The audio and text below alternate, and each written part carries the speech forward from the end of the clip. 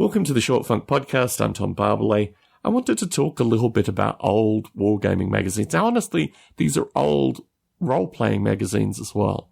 But I purchased a series of White Dwarf issues prior to, I think, White Dwarf 50 was the last one that I purchased. Now, folks may be familiar with White Dwarf. It is the standard bulk catalogue publication associated with Games Workshop. But these are White Dwarfs from the early 80s, from I think 1980 through to about 1984.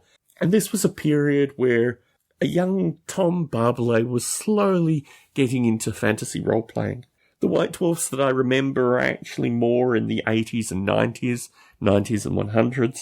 So 50 is really on the cusp of the period where I started buying these kind of magazines. And the magazines that I was purchasing were not White Dwarfs here.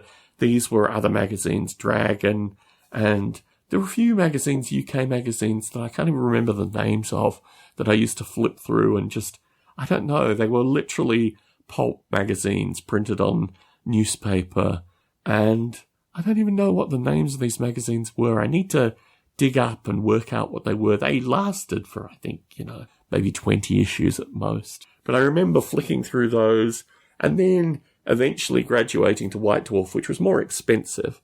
And White Dwarf, by this period of time, was really phasing into Warhammer and Warhammer 40k, but also had additional ads for role-playing games like Traveller, and occasionally still Dungeons & Dragons rules and this kind of stuff. So they were still in the kind of crossover in the, 70 through to 100 phase. But looking at issue 40 and 50 and the issues in the 30s and 20s, this was a different time. This was a simpler time, less associated with marketing, more associated with ideas, and not just for Games Workshop, because White Dwarf initially was not about Games Workshop. It was a magazine primarily associated with role-playing, but then progressively associated with wargaming.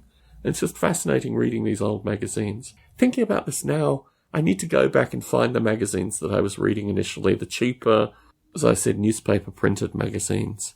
Because within those pages, I think there's probably some really interesting insights. And honestly, the old White Dwarfs, the ones I remember from my childhood, I have multiple copies of those now. I've really excessively collected in that area to the point where I just had to memorialize and remember these elements of my life. So much of my life is like that. I'm in the process of downsizing in some regard, but still looking back over these magazines, there's an emotion and an energy, a perspective that anything was still possible then. And these kind of ideas are important to have about this time. Tom Barbalet in San Jose, signing out.